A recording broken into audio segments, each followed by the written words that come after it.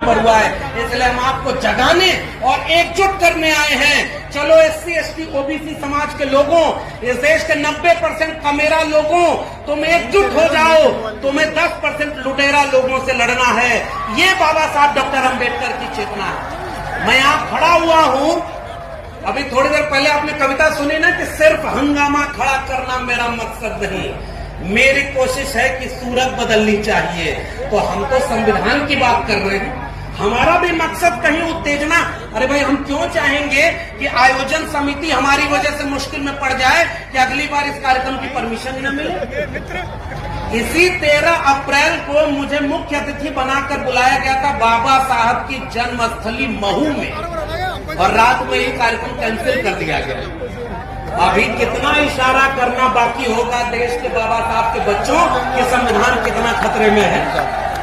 बाबा साहब की जयंती मनाने के लिए अगर परमिशन लेनी पड़ गई तो कुछ दिन बाद जय भीम बोलने के लिए भी परमिशन लेनी पड़ेगी, ये बात मैं कहते जा रहा हूं। और इसलिए मैं आपसे कह रहा हूं, बाबा साहब ने 1948 में एकजुट होने का संकेत दिया था। मैं आगरा के इस मंच से अपने OBC समाज के लोगों से एक आह्वान करने आया हूँ। उठो किसानों, उठो कमेरा लोगों, खेत में काम करने वाले लोगों, हल चलाने वाले लोगों, चलाने वाले लोगों, जितने भी हाथ से श्रम करने वाले लोग हैं, आप सब एकजुट हो जाओ और अपने बच्चों को कलम और किताब दे दो। वरना अगर ये संविधान नहीं रहेगा तो कलम और किताब आपके हाथ में नहीं आएगी।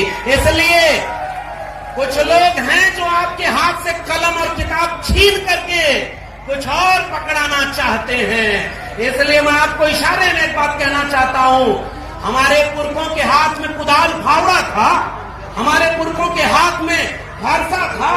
उन्होंने पीढ़ियों अपने खून पसीने से दुनिया को रहने लायक बनाया, और जब देश के नए विश्वविद्यालय बने तो आओ देखो संविधान कैसे में खतरे में है। मैं आपको उदाहरण दे रहा हूँ, 2020 तक इस देश के 596 कुलपतियों में से केवल 6 कुलपति दलित समाज के, केवल 6 कुलपति आदिवासी समाज के, केवल 36 कुलपति OBC समाज के थे, और 550 कुलपति केवल एक ही तबके के थे। बताओ यहाँ संविधान लागू हुआ क्या?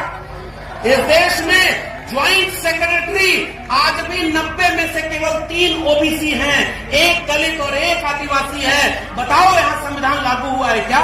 ऑक्सफैम की रिपोर्ट कहती है कि मीडिया में 121 बड़े पदों में से एक दलित और एक OBC है, आदिवासी एक भी नहीं है। 118 एक ही तबके के लोग बैठे हैं। बताओ संविधान खतरे में है कि नहीं है? इसलिए मैं आपसे एक अपील करने आया हूँ, ये बात मैं फिर से कह रहा हूं, जो सज्जन आपत्ति करने आए थे उन्होंने मुझसे यही कहा कि संविधान खतरे में नहीं है, ये झूठ नहीं बोलना है। तो भाई, झूठों ने झूठों से कहा है सच बोलो, सरकारी ऐलान हुआ है।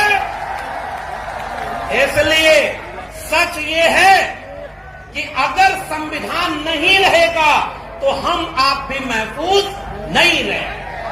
संविधान है इसलिए हम हैं, संविधान है तो हमारे लोगों की नौकरी है। नहीं तो क्या होगा? मजदूर बनने के लिए तैयार हो जाना। इसलिए बाबा साहब डॉक्टर अंबेडकर ने तीसरा काम जो OBC समाज के लिए किया, और इस पैगाम को गांव-गांव पहुंचाना। 1951-52 के बाद बाबा साहब अंबेडकर जब केंद्रीय मंत्री थे, उन्होंने इस्तीफा दिया। उसमें 3 कारण बताए। पहला कारण बताया कि हिंदू कोड बिल लागू नहीं हो रहा है, इसलिए हम इस्तीफा दे रहे हैं। और दूसरा कारण बताया कि OBC को बनने वाला कमीशन अभी तक नहीं बना है, जिससे OBC को न्याय नहीं मिल रहा है। ये कहते हुए बाबा साहब डॉक्टर भीमराव अंबेडकर ने मंत्रिमंडल से इस्तीफा दे दिया था। ये है OBC समाज के लिए बाबा साहब अंबेडकर का देन, और इसको गांव-गांव में पहुंचाने की जरूरत है। डॉक्टर अंबेडकर ने महिलाओं के लिए क्या किया?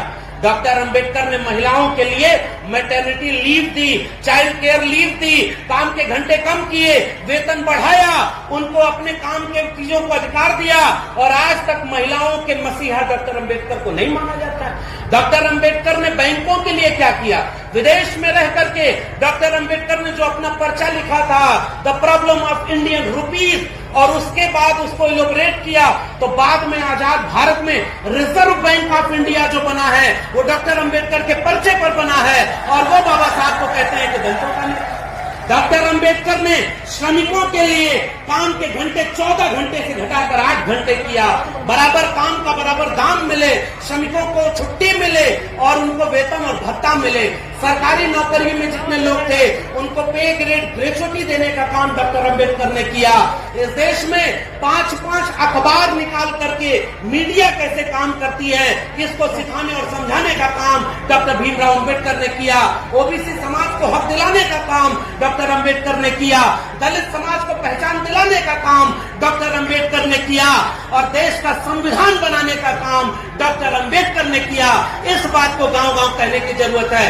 अब जरा एक इम्तिहान ले लो, अगर इतना काम किसी और नेता ने किया होता और कोई और देश होता तो हर पढ़े लिखे आदमी के घर में बाबा साहब अंबेडकर की फोटो होती कि नहीं? बताओ आप, एक कड़वा सच और पूछो, आज डॉक्टर अंबेडकर की फोटो किसके घर में मिलती है? बताइए किसके घर में मिलती है? समझ गए ना? अभी इस देश को अभी और सुधारना बाकी है, जो संविधान से सुधरेगा। किसी को बड़ा, किसी को छोटा, किसी को ऊंचा, किसी को नीचा कह के हम बहुत दिन तक इस दुनिया को खूबसूरत नहीं बना पाएंगे। डॉक्टर अंबेडकर का मतलब है डॉक्टर अंबेडकर का मतलब है शिक्षा। डॉक्टर अंबेडकर 32 डिग्री लेकर के पढ़ करके आए थे, और 32 की 32 डिग्री ओरिजिनल डिग्री थी, एक भी फेक डिग्री नहीं। हम खड़े हुए विरोध में, मैंने आचार संहिता को उल्लंघन नहीं किया। अगला आदमी इतनी दूर से आया, समझ गए ना? बोलने तो ओरिजिनल